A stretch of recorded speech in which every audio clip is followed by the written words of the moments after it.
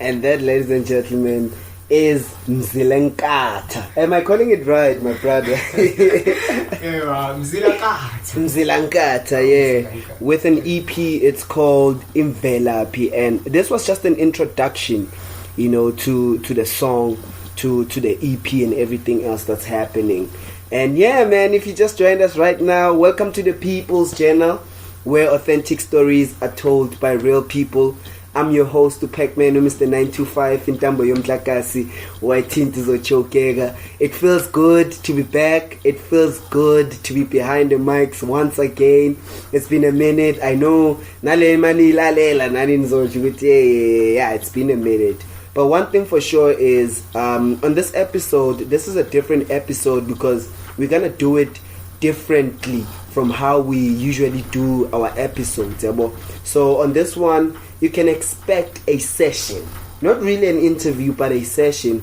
Because here we'll be just, previewing the EP Imvelaphi, taking us back to our roots. Since, it was Heritage Month, the last month. Yeah. Right now, it's October, ne? Namhlanje. So today is the 1st of October.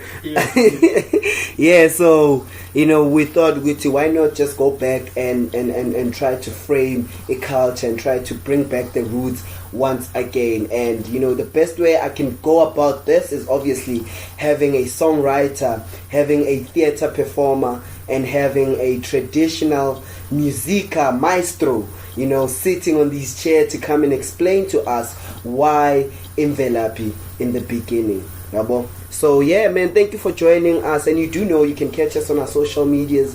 But before we get into social medias and everything, man, I'm sitting with the maestro here. I'm sitting with a traditionalist. I'm sitting with someone who's got a lot of wisdom, and he packages their wisdom in music.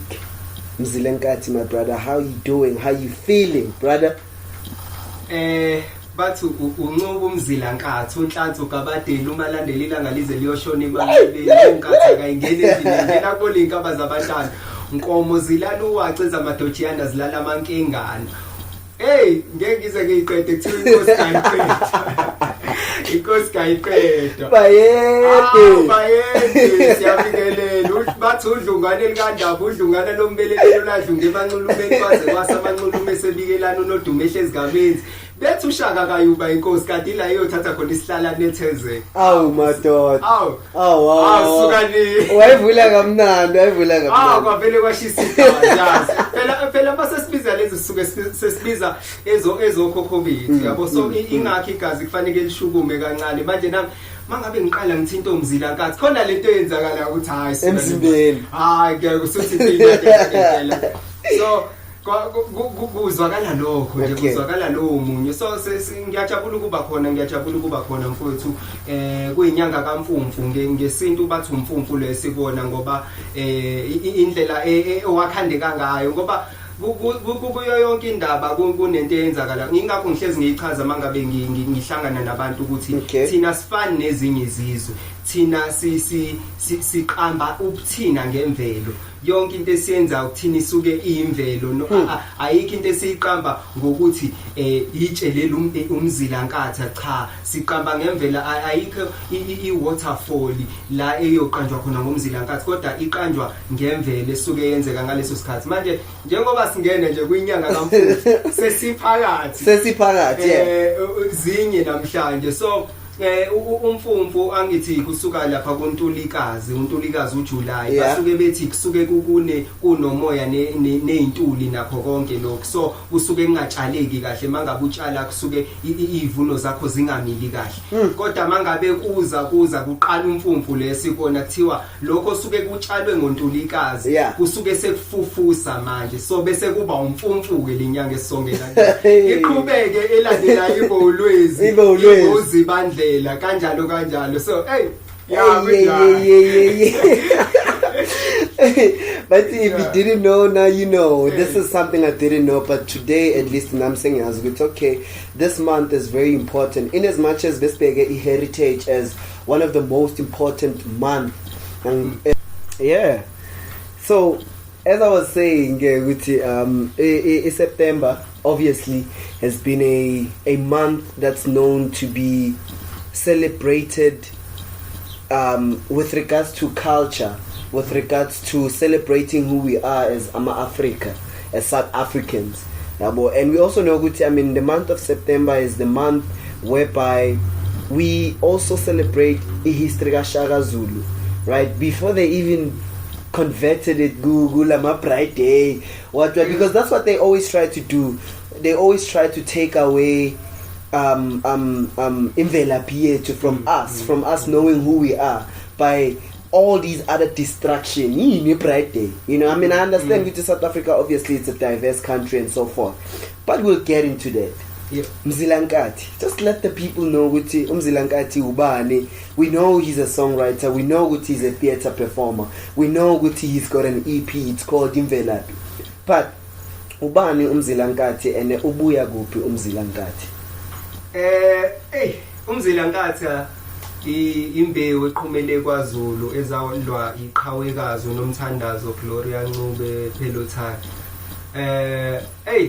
Uma wami ke lonke siyami ngimthanda kakhulu mangicabanga ngaye so uma wami lo yena ozale liqhawe abantu abalibona namhlanje elumzilankatha umzilankatha uzalelwe KZN kwaZulu Natal kwaMashu eThekwini esinqanqawini phakathi isekhaya la uphuma khona so umculo lo ngoqale beko 2014 kahle isikhathi esiningi bekuyi hip hop yabo benginalo ukuthi hayi I hip hop kunalolo thanda kodwa ngithe mangifike eGoli kwanalento ukuthi ulimi lwethu siba nalo kodwa siphinde singalikhulumi ngendlela kube khona ezinye izinto ezisilahlekelayo ngalo and siyakuziba lokho asinendaba nakho yabo kanti iyona le ulimi luyimvelaphi yethu libalekile kakhulu akufanele ubalekele ulimi lakho ngoba waqala wabalekele ulimi lakho kusho ukuthi nemvelaphi yakhe iyasala ngemuva awuzazi ukuthi ikusasa lakho liyaphi uqonde phi nani so ngathi mangiqala lo mculo ngawubiza ngeAsian traditional music isigqi somzansi Asian traditional ikuthatha kubuyisele emuva ukuthi bekwenzakalani emandulo besidlani besiphuzani besigqokani zonke lezo zinto so umzilankatha wase ehlangana kanjalo ke and ukuhlangana kwakhe akahlanganiswanga umuntu oyedwa uhlanganiswe ababhali beincwadi imbongi amakhehla nezalikazi ezazisinto ekhaya kuyikho konke nje lokho kuhlanganisa umzilankatha so kwase kuba ukuthi nami njengoba ngifike eGoli and ngenza lo mculo ngizozibiza ngibe ubani ke manje ngoba phela fanele abantu bathi okay leli gama kade ngilisebenzisa ka hip hop angilithandisisi sengikhulile manje uzibiza abantu hip hop let's go there kunale ngoma ya Soulja Boy no Snoop Dogg engangiyithanda kakhulu Brother so I just took the title of the song as my name, as my stage name yabo indlela ebengiyithanda ngayo like hip hop ngaleso sikhathi so ngathatha lelo gama ngathi Brother kodwa ngithe mangabe ngilokhunja uhlala phansi ngikhula ngomculo nginalo umculo engwenza ngathi sinokuthatha sinokuthi sifuna ukubuyisela isintu kuthina sizazi ukuthi singobani kodwa thina futhi silahla imvelaphi yethu asiyibizi ngalawo magama siyawabalekela so ngase ngathi ngoba isibongo sithi Ncube angithatha umzilankatha lapho isithakazelo ngize ngawo kodwa ngoba ngisho noma ngabe une talent noma ngabe ubizwe eMelika noma ngabe ubizwa kumuphi umhlaba umuntu uyofike alifunde lelo gama lakho afuna ukulazi ngoba ufuna wena ufuna ukwazi ubuwena so ngisho ngathiwa nje kusasa nangu uDrake usithole featuring umzilankatha kuyosho ukuthiwa Drake featuring umzilankatha ngalokho ngokuthi ube proud ngala usuka khona nento iyona so wasakheka kanjalo ko lo mzilankatha enimbona namhlanje kakuhle as the way in which how you just packaged Waibea Corner, it's so beautiful because it also just makes me feel with you know what Nami, there's a lot that I need to go into with regards to understanding a culture, with regards to understanding the meaning of igama lakho, you know, because they say with once you understand that the meaning of igama lakho, then you understand why you are here. Yeah. even nomzali wakho mawumbuza ukuthi why wangiqamba igama elukuthi lisho ukuthini kuthina ngoba mangabuyela nje kancane esikweni lento yamagama abazali bethu bayazi ukuthi basuke bewaqanjiswe yini and igama kunalento ukuthi uyalihlambulula like uyalibiza ukuze likuvulele zona inhlanhla zakho mangabe usiyabonga wazi ukuthi usiyabonga wayiqonda ukuthini then bese lo siyabonga uyawuhlambulula kuwena ngokukhuluma nje ugeze ukuthenini akubo lento abazali ababeyifuna ngami ayenzeke yabo so kuba into ekanjalo emagameni ingakho umuntu omnyama ngike ngathinta indaba yokuthi isikhathi esiningi izinto akaziqambi ngegama lakhe uziqamba ngemvelo ngoba mangabe ezoziqamba ngegama lakhe sinezinto ezenzakalayo empilweni zethu kodwa mangabe siqamba ngemvelo imvelo iyona esikhoselile njengokade ngithinta nje le ndaba yenyanga kaMfumfu mawungathi uyabheka nenyanga yayo futhi umandulo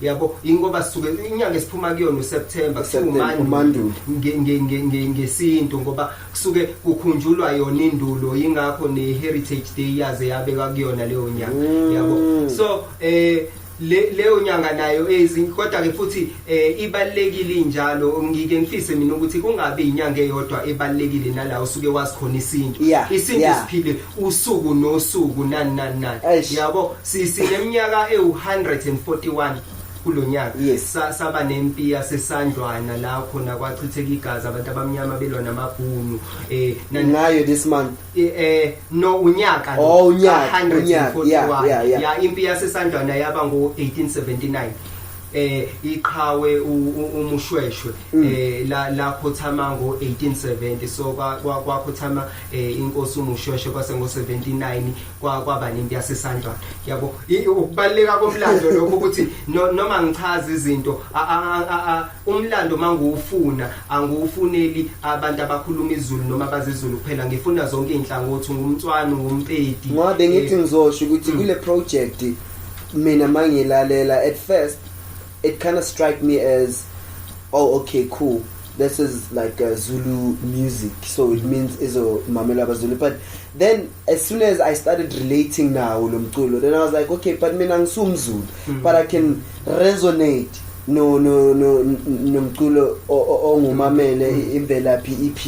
You know, there's few tracks that I liked, and one of them is Idlozilami, which I'm gonna play right now. So when Bogupi. When you started realizing the importance of, you know, ukhotamela amadlozi or embrace amadlozi, because kule track there's so much that you say, right? Yeah. But I wanna understand Guti, how did that come about? Even Guti uzufie on you creating or curating le ngoma called Idlozilami. Idlozilami umthandazo wami yazi ilona engithi laba bakithi abangasekho akube yibona abangivikela ezintweni engisuke ngingakwazi ukuthi ngizinqobe mina ngokwami so ngicela bona ngihambisa ingakho isikhathi esiningi ngithi mina yazi mina mangibhala akubhali mina kubhala ithongo lami yazi mina mangibuka akubuki mina kubuka ithongo lami yazi mangicabanga ngeke akekho umuntu ongacabanga kanje like nami ngike ngithuka ukucabanga kwami ukuthi no akugona kunalabantu bakithi abangikhuselayo abangenza ngikhiphe lento engifuna ukuyikhipha kubantu so Idlozilami umthandazo wami engithi nje ngicela okhokho bami mangabe sengibiza lona ngisuke sengithi awungivikeleni nakho kunzima yabo ngoba kunezinye izimpo ongeke uzukwazi wena ukuzilwela wena umuntu uphila kodwa uyacela kwabakini abadala ukuthi ngicela ningikhuselelana la ngicela ningivikelelana ngicela ningenzele ukuthi nokuthi amandla ami aphela la mangibhala kodwa nina ngicela ningiqhubekise nenze lokhu nalokhu nalokhu. Amen. And that's it, ladies and gentlemen. You're still listening to the People's Journal, where authentic stories are told by real people. On the space right now, you know, I am blessed to be joined by Umzilenkate, an artist, someone who's full of wisdom, someone who's who we need in today's time, because he's part of our generation, but what he comes with intambo ekumele sibambelele kuyo in order for us to sifike la mele sifike khona when it comes to our roots, when it comes to our culture. And the song that I'm about to play you right now is one of my favorite from the EP yakhe. It's called Idlozi Lami. So yeah, please do stick around, man, and listen, you know, more than anything, reflect.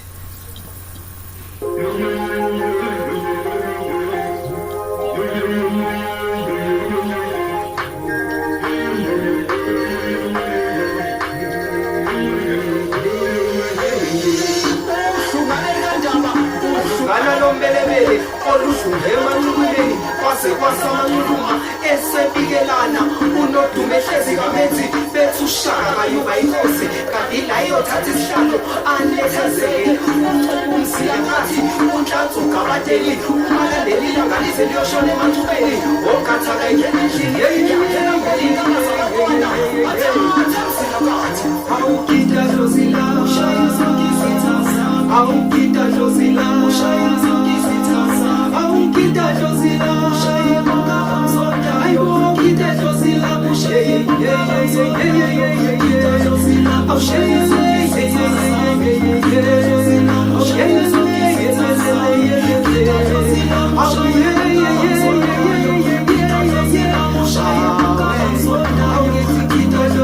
Mushaye zonke izitha zami, ngidadlozila mushaye zonke izitha zami, ngidadlozila mushaye bonke abangizonayo, ngidadlozila mushaye bonke ayayayayo, ngidadlozila mushaye zonke izitha zami, awukidadlozila mushaye bonke abangizonayo, dlozila mishaya abangizonayo, ayidlozila mishaya abangizonayo, wena dlozila uzokumvikeli wami.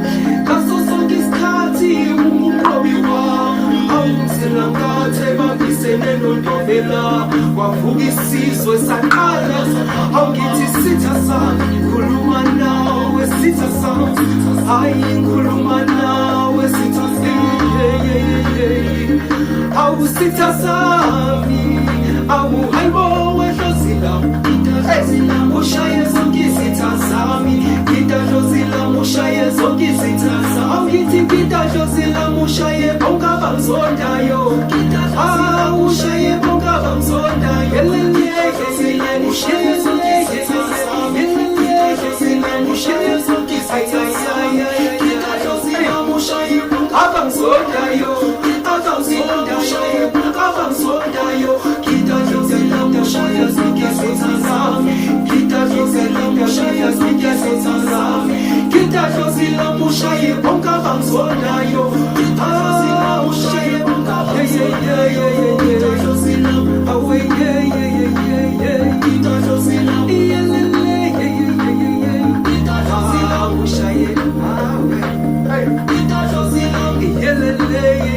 bathi udlungane kandaba udlungana nombelebele oludlonge emanxulumeni kwase kwasamanxuluma esebikelana unodume ehlezi kamenzi bethu shaka kayuba inkosi hey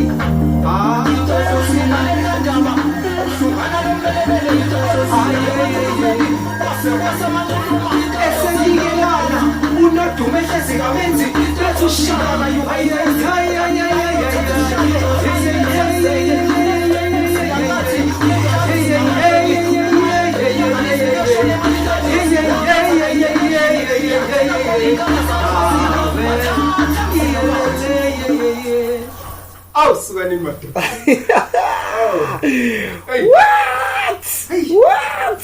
What? Ekse kwanyiwa mo muthu ufufuletse Wow, man, that was Idlozi Lami, you know, by Mzila Nkatha, straight from the EP called Imvelaphi. You know, when we talk about Imvelaphi, there's always, I mean, when you look at today's generation, right, last pillar corner, we don't really have a lot of elders, abasaphila esikhathini samanje, you know.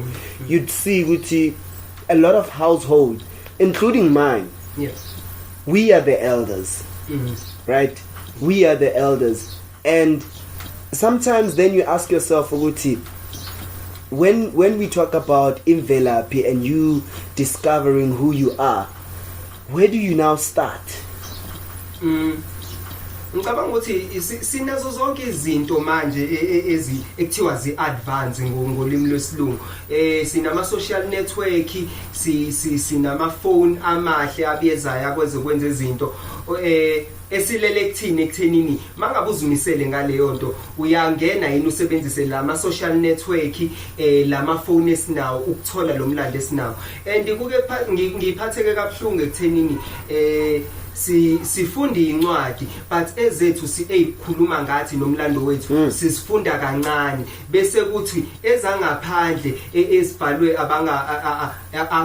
engabona obe ulimi lwethu noma ongabethu sisifunde kakhulu okudlula ngicabanga ukuthi nje njengencwadi yomsamo mangahamba ngingena umuzi nomuzi ngifuna incwadi ekhuluma ngomsamo asinayo nasezikoleni zincanyana yabo kodwa umthandazo wethu loyo okwethu ekufanele ngabe kuyenzeka ngize ngithi mina fanele ngabe nasezikoleni kuke kube nalo 20 marks wengane mayiqala ukufunda thiwe sikunikeza u20 marks ukuthi uyasazi yini isibongo sakho uyazazi yini ukuthi uzalibani awusho ithakazelo amen sinikezwe nje 20 marks kuthiwa ishibthakaze ngoba iqale ekuzazini lento awukwazi ukubamba ukude nawo kule usahluleka ukubamba isibongo sakho ungakayazi imvelaphi yesibongo sakho yabo so isizwe sethu silimala lapha ingakho noma ngiqala ngikhuluma ngibingelela ngisithakazele mina ngisho isibongo ngisho ubumina ukuze umuntu ezokwazi ukuthi ngubani ngoba umuntu mangabe aziwena like mayazi isithakazelo sakho wazi wena wazi uqobo lwakho ngisho ngingathi kumuntu Dlamini angezwe kodwa mase ngithi siba likhulu wena owenza kanje na kanje kuyamthinta lokho ukuthi hayibo lo muntu wazi azinesithakazelo zami ukusho ukuthi uyangazelela uyangazela lo muntu yabo ukuthole konke lokho manje yonke lento iyalahleka nani so ngicabanga ukuthi esinakho manje singakwazi ukuthi sikusebenzise ukuzazi thina izincwadi kube ukuthi ezomsamo esikhuluma ngomsamo esikhuluma ngesiphandle esikhuluma ngomuntu omnyama esikhuluma ngomshweshwe amakhosi siwahlonipha kakhulu sisifunde sibe nazo sazi ngazo ukuze siqale emlandweni wethu ngaphambi kokuzigxumele lapha Maria sikulela because sigxumele ko Romeo and Juliet. Yeah, because one of the reasons why I'm also asking is ngisebenza nabantwana besikole ne and I remember just the day before heritage we went through the process because I wanted to understand for the first time this year can't even understand why heritage is significant or inaloko kubaluleka la South Africa. You know, that's when I found out with so suke celebrate uShaka and Inkatha Freedom Party IFP iye yayilandelela leyo ndaba ukuthi ngo1995 makube neShaka's Day yabona because of the history ayidlalile when it comes to fighting for South Africa, not only for the Nguni people but for us as African people, for iland yethu, for the wealth basically ezethu, you know, and for the fact we singalose this. But I was a bit disappointed mangiya ngifuna le information because it's not there, and most of the information eyethu that speaks of where we from, our African roots and so forth is told by other people abangafani nami nawe, you know, because even noma bengibadlalela ama video I tried as much as possible ukuthi okay mhlawumbe ngizohlala nomuntu ase KZN just explaining history kaShaka and giving it to us, you know, I break it down or maybe I'd find not even someone from KZN but someone from South Africa la uShaka abuya khona explaining and telling history. So it goes to show ukuthi even documentation yethu, who is documenting history yethu, because it's not us.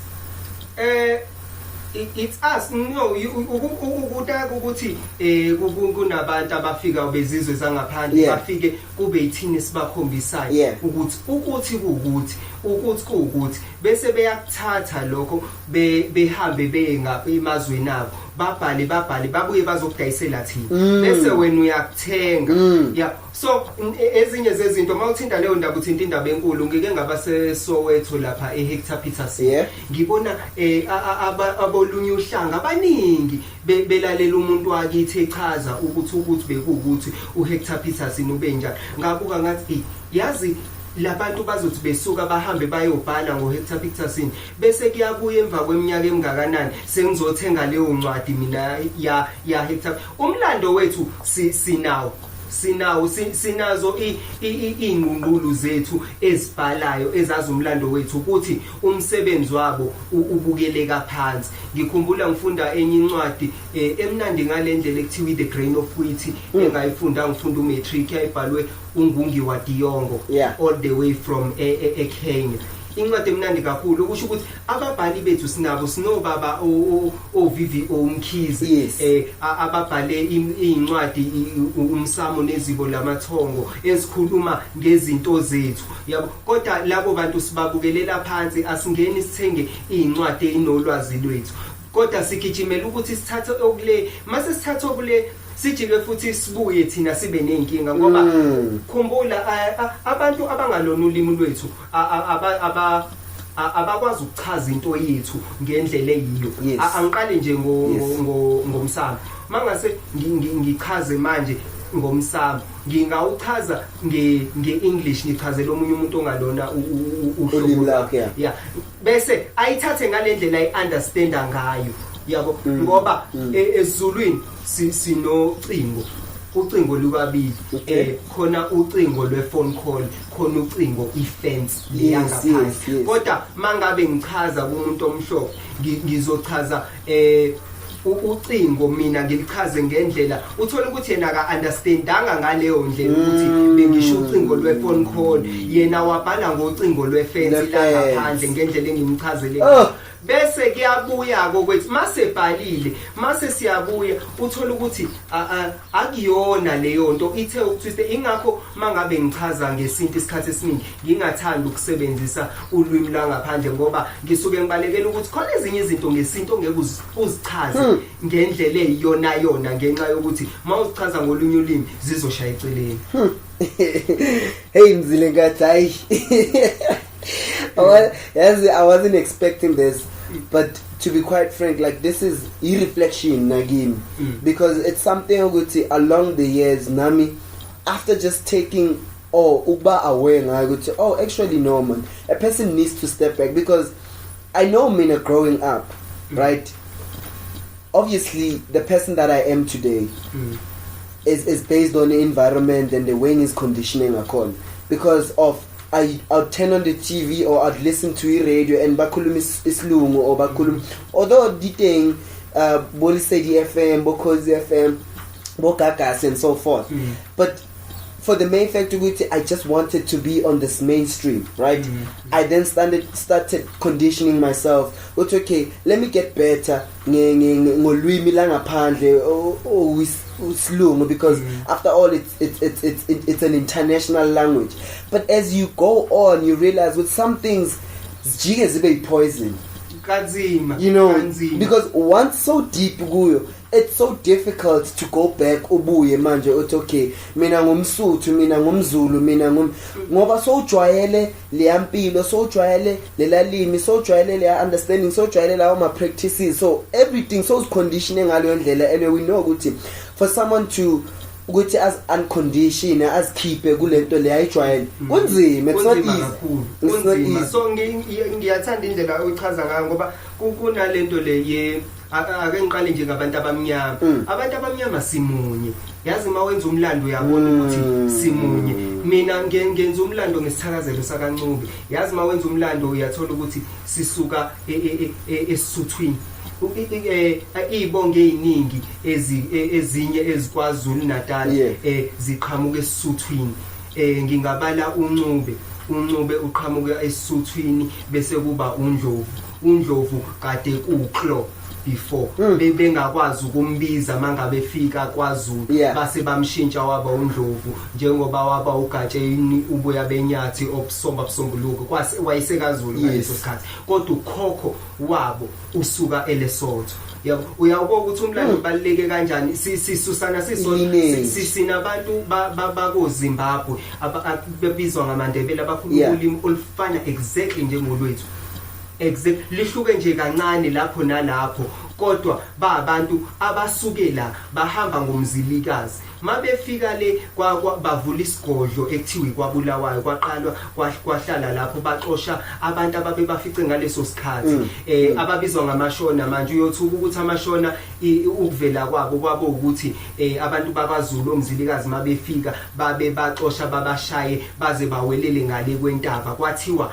amashona langa kodwa kwahamba kwangaqhutsheka kuthiwa amashona langa kwagcina kuthiwe amashona imvelaphi kwase kuba nalowo mlando so nabo laba abantu abasuke khona la abanye babo kodwa ngenxa yokuthi sidungekile ezinye izinto azizazi sithi lo wangaphandle lo unjani mina ngimfuni lo unjani ojele basuke la bafika ko Tanzania ko Malawi ko Namibia bawojere kodwa bangokusuka basuka khona la ushuthi uyayibona imvelaphi yethu ukuthi besimunye sihlangene kanje kodwa ngenxa yokuthi mangabe ngizosuka mina la nguNcube ngiya eNigeria ngizofike ngihlangane nesinye isizwe esabantu abamnyama kodwa esingakwazi ukubiza mina ulimi lami ngalendlela engisuke nayo kwaZulu Natal mangifika lapha eNigeria bese kuthiwa mhlambe it's uNcube ube obe yabo bese ngiyashintsha ngiba uobe ngale bese ngizala inzalo ngale nana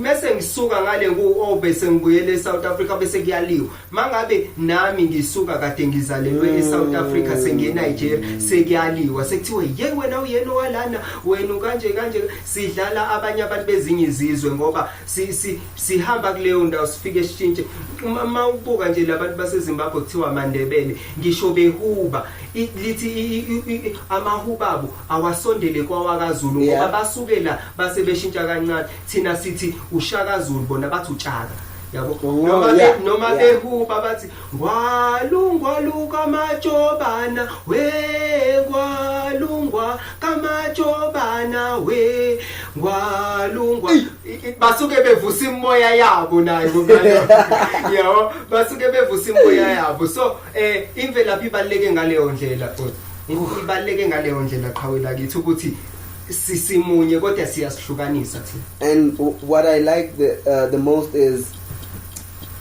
throughout this conversation, so sikhuluma ngokubuyela emuva, right? And the song I'm gonna play right now is called Ukhamba, and you do say ukuthi kuke kwaphihla ukukhamba, right? And then that's when we lost it.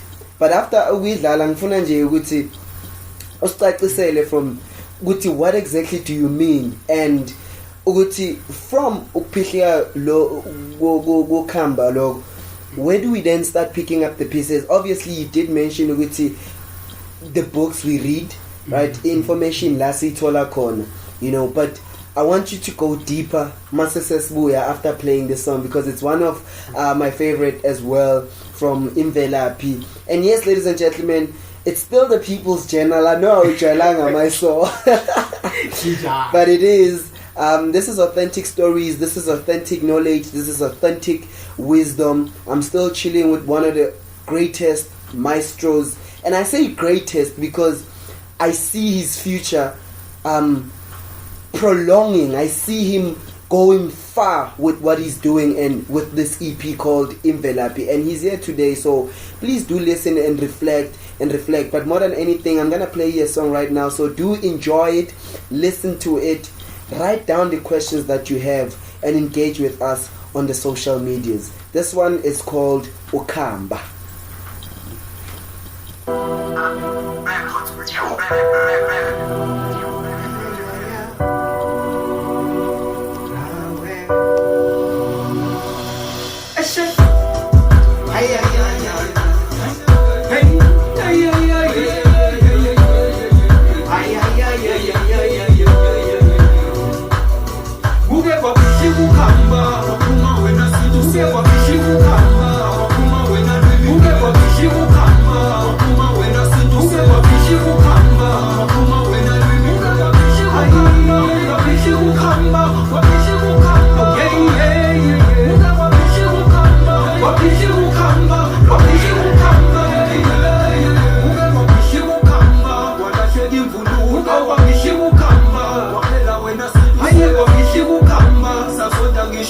hayi wabishi kukhamba sasuka nasekhweni uke wabishi kukhamba sayebuka yobesi wabishi kukhamba sanike zokukhamba uke wabishi kukhamba hayi wabishi kukhamba nakhonjisa izitolo uke wabishi kukhamba ingakho ngingazimbele wabishi kukhamba kwamshado wesindangiwazi wabishi kukhamba kwamakhamba yongilapha wabishi kukhamba ngingakhiphanga ngishuti ma-Afrika ngithatho selubishikile na ngihlanganise ngalaba mnyama noma ngithatha ukumbe ngiluphethe ngezandla ngakho lusho luyaphuza intombi nezinsizwa hayi kuke wabishi kukhamba